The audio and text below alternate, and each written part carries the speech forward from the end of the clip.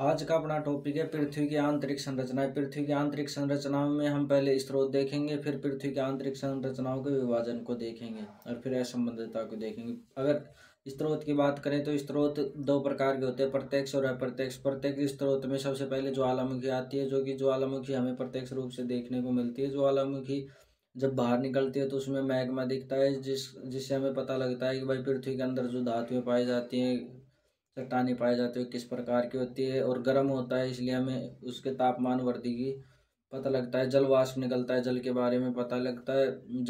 धुआं निकलता है तो आंतरिक गैसों के बारे में पता लगता है। उसके बाद हम देखें तो खनन खनन अफ्रीका में 4 किलोमीटर सोने की खान खोदी गई, लेकिन अंतर तापमान के कारण इससे आगे बढ़ा नहीं जा सकता।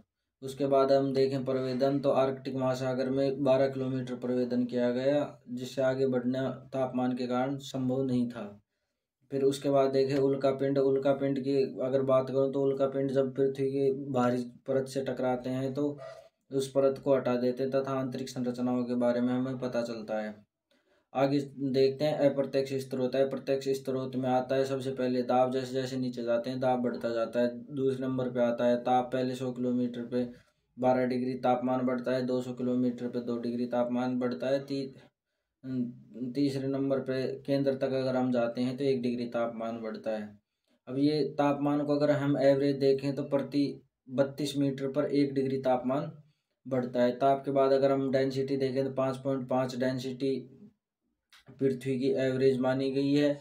सतह की बात करें तो 3.00 सतह की है, तो उससे अनुमान लगा सकते हैं कि आंतरिक डेंसिटी है वो अधिक है। लगभग 11 के आसपास ये आंतरिक डेंसिटी पाई जाती है। उसके बाद हम देखें भूकंपीय तरंग। भूकंपीय तरंग से हमें पता चलता है कि कोर है जो ठोस प्रकार की पाई जाती है, तथा दुर्बल मंडल के बारे में हमें भूकंपीय तरंगों से पता लगता है। उसके बाद हम गुरुत्वाकर्षण बल से हमें पृथ्वी के वजन के बारे में पता लगता है। चुंबकीय क्षेत्र पृथ्वी के बाह्य कोर के कारण पराचुंबकत्व से चुंबकीय क्षेत्र उत्पन्न होता है। ये तो हो गई सोर्स की बात। अब हम देखते हैं पृथ्वी की आंतरिक संरचनाओं को लेकर 3 प्रकार के मत पाए जाते हैं। सबसे पहले एडवर्ड स्वेस का मत, फिर भौतिक विशेषता के आधार पर, और तीसरा आधुनिक मत। एडवर्ड स्वेस के अनुसार पृथ्वी की आंतरिक संरचनाओं को 3 भागों में बांटा गया है, जो कि खनिजों के आधार पर है। सबसे पहले आती है सियाल, फिर आती है सीमा, फिर आती है तीसरे नंबर पे आती है निफे। सियाल की बात करूं तो इसमें सिलिकॉन और एल्यूमिनियम की अधिकता पाई जाती है। इसकी रेंज की अगर मैं बात करूं तो रेंज होती है 50 किलोमीटर से 300 किलोमीटर इसकी रेंज होती है। 50 किलोमीटर से 300 किलोमीटर इसकी रेंज होती है। डेंसिटी 2.7 होती है, 2.9 होती है इसकी डेंसिटी। 2.7 से 2.9 होती है डेंसिटी। इसके बाद फैलसिक खनिज पाए जाते हैं। ग्रेनाइट चट्टान पाई जाती है। अम्लीय प्रकृति की चट्टानें होती है, महाद्वीपीय क्षेत्रों में पाई जाती है। दूसरी सीमा आती है सिलिकॉन और मैग्नीशियम की अधिकता पाई जाती है। इसकी रेंज 300 से 700 किलोमीटर या 900 किलोमीटर मानी जा सकती है। इसकी डेंसिटी की अगर बात करो तो 2.9 से 4.7 इसकी डेंसिटी है। ये महासागर में पाई जाती है। इसमें मैसिव प्रकार के खनिज पाए जाते हैं तथा क्षारीय प्रकृति के खनिजों की अधिकता होती है इसमें। तीसरा आता है निफे। ये केंद्र में पाए जाते हैं। 2900 से लेकर 6371 किलोमीटर तक ये पाए जाते हैं केंद्र में। इसमें निकल और फेरस की इसमें अधिकता होती है।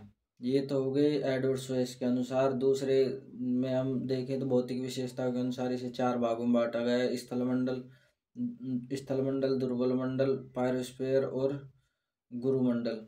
स्थलमंडल पहले 100 किलोमीटर को अगर हम 0 से 100 किलोमीटर देखें तो स्थलमंडल है। इसमें ऊपरी क्रस्ट और ऊपरी मेंटल को इसमें जोड़ा गया। ये ठोस प्रकार की पाई जाती हैं। दूसरे नंबर पे हम देखें दुर्बल मंडल, जो अर्धतरल रूप में पाए जाते हैं। इसमें जो ज्वालामुखी से अर्धतरल पदार्थ बाहर निकलता है वो दुर्बल मंडल से निकलता है।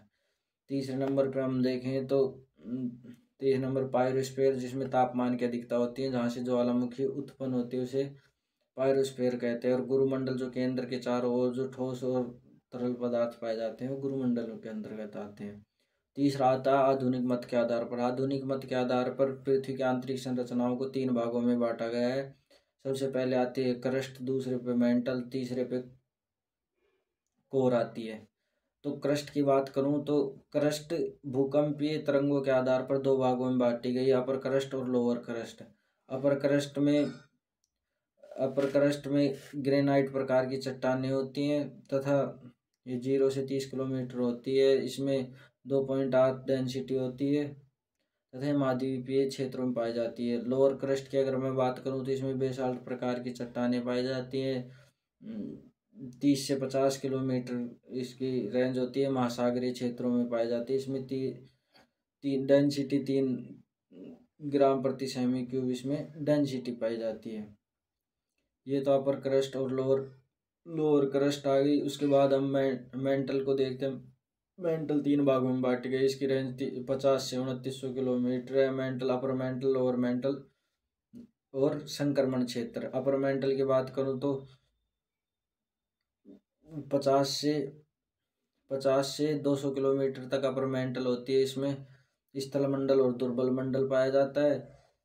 उसके बाद 200 से 700 किलोमीटर संक्रमणीय क्षेत्र होता है। इसमें क्रिस्टलीय क्षेत्र में क्रिस्टलीय प्रकृति के पदार्थ पाए जाते हैं जो कि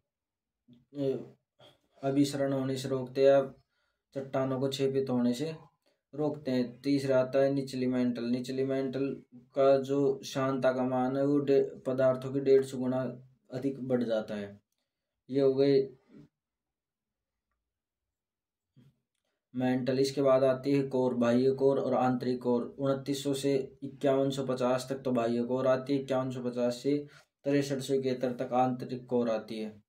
तो बाह्य कोर में पराचुंबकत्व के कारण चुंबकीय क्षेत्र हमें देखने को मिलता है और आंतरिक कोर में हमें ठोस पदार्थ देखने को मिलते हैं। ये तो टोटल हो गई पृथ्वी की आंतरिक संरचनाएं। इसके बाद अगर हम देखें तो इसके बाद हमें असंबंधितता देखनी है। असंबंधितताएं 5 प्रकार की असंबंधितताएं पाई जाती हैं। सबसे पहले होती है कौन रोड असंबंधितता। कौन रोड असंबंधितता ग्रेनाइट को बेसाल्ट चट्टान से अलग करती है और जलमंडल को स्थलमंडल से अलग करती है। दूसरी आती है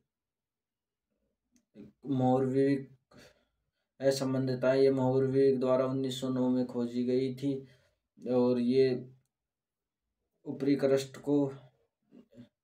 ऊपरी मेंटल को निचली क्रस्ट से अलग करती है।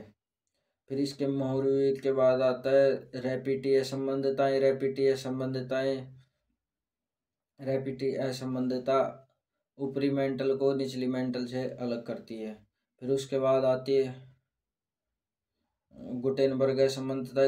गुटेनबर्ग असंबंधितताएं ओल्ड होम द्वारा खोजी गई। इसे ओल्ड होम असंबंधितताएं भी कहते हैं। इसमें डेंसिटी है जो 5 से डायरेक्ट 10 ग्राम प्रति सेमी क्यूब में बदलती है और यह अति महत्वपूर्ण असंबंधितताएं होती है। इससे यह है जो मेंटल को कोर से अलग करती है। फिर उसके बाद आती है लेहमान असंबंधितताएं जो बाह्य कोर को आंतरिक कोर से अलग करती है। ये आ गई असंबंधितताएं। इसमें अगर अन्य महत्वपूर्ण तथ्यों की बात करें तो ताप रासायनिक पाइल्स पाई जाती है जो प्रशांत महासागर से साउथ अफ्रीका के नीचे जो एस तरंगों के वेग को कम करती है वह ताप रासायनिक पाइल्स कहलाती है। तथा एक शब्द आता है डी प्राइम या डबल प्राइम। डी प्राइम कैथ वुलन द्वारा खोजा गया था। ये 2700 से लेकर 2900 किलोमीटर के मध्य 200 किलोमीटर की एक ऐसी परत है जो कि भूक्रस्ट की ओर आकर्षित होती है और जो ये भूक्रस्ट की ओर आकर्षित होते हुए अगर ऊपर जहाँ हॉट स्पॉट की जाती है, जहाँ ये निकलती है, उसे हम पाइल्स कहते हैं या मेंटल प्लूम कहते हैं।